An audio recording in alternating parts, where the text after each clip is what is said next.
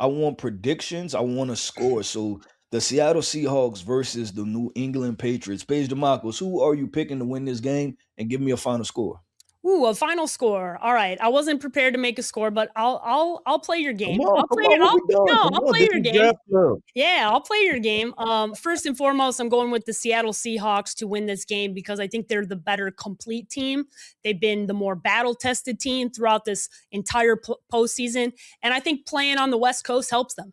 I know that that's something that people don't really factor in, but when you're talking about time zones and changes, it's something that they're very comfortable in, a stadium they're very comfortable playing in because they play in that division. And I think overall, this is just a better overall team from top to bottom, including special teams, because that's a major factor in how the Seahawks have been very successful. So I'm going to go final score 27-20. Seahawks defeat the Patriots, and they cover that 4.5-point spread.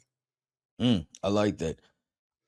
I will tell you this. I'm really nervous about this game, right? There's a head part of this, right? I'll use logic, and then there's a heart part where I'm just a little bit nervous because I feel like I've been down this road before where I picked against the New England Patriots, sat down on a sofa, expecting the New England Patriots to lose, and they somehow win this football game, right? Here, And what hang I'm on. Let me break this down for you.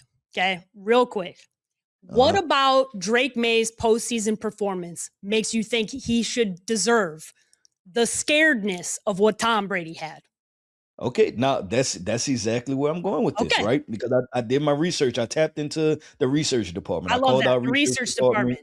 which is my iPhone, right? And listen, Tom Brady's first Super Bowl, he threw for 145 Yep. yards and one touchdown, no interceptions, and I believe he was sacked 7 times, Yep. right? So those are no Hall of Fame numbers by No, they're far. not. And the team that they beat the St. Louis Rams at the Yeah. time, which was the greatest show on turf, which was supposed to be a blowout football game, Yep. right? The Rams were supposed to go back to back.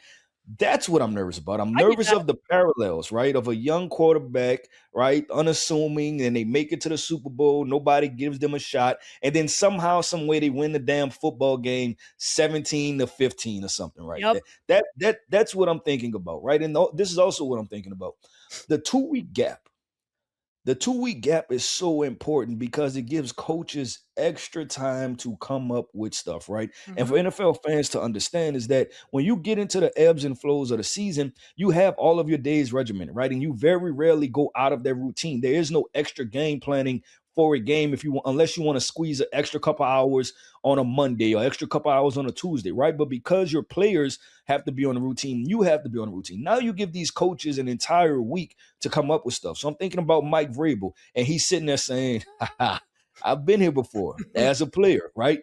And he's going to devise one of these Bill Belichick-esque plans Yep. to stymie the Seattle Seahawks defense. So that's what I'm nervous about. That's what I have nightmares about, Paige DeMarcus. But I'm going to go with my logic. My logic, I always say what, Paige? Talent wins out. The Yep. Seattle Seahawks, from top to bottom, are the more talented team, Agreed. right? They have the better players on this football team. Their offense is more explosive. Their defense, they have more defensive playmakers, right? So I'm going to go with the Seattle Seahawks. And this is one of the most reluctant picks that I'm making. The score I'm going to go with is tell you how I feel that the Seattle Seahawks will win this football game. I'm going to go 27-13. This should be a two Ooh. touchdown game. This should be a 2 touchdown All game. right. I like But I it. also would not be surprised if the Patriots win by 2 points. Yeah, I listen. Nothing. Any given Sunday is a term for a reason, right? But when you're breaking this down and you're trying to remove emotion and think, strategically about what makes the most sense. I'm going with the team that's in their home time zone, the team that's playing in a stadium they've already played in, and know they won a big Week 18 game in that stadium at Levi, and they're going to know how to handle it. On top of that, this team has been better from top to bottom throughout the entire postseason. So why would I go against what I've seen to make a guess based off of making parallels to storylines about Tom Brady? I get that that's nice from a narrative perspective, but reality hits on Sunday when you That's put your it's hands in the dirt, and we gonna see what happens. And I won't be surprised if the Seahawks blow that team out. I'm gonna tell you what makes me nervous, right? The if history repeats itself, that's the Yeah, for thing, right? sure. Of course. I think of teams like 100%. the Pittsburgh Steelers, right?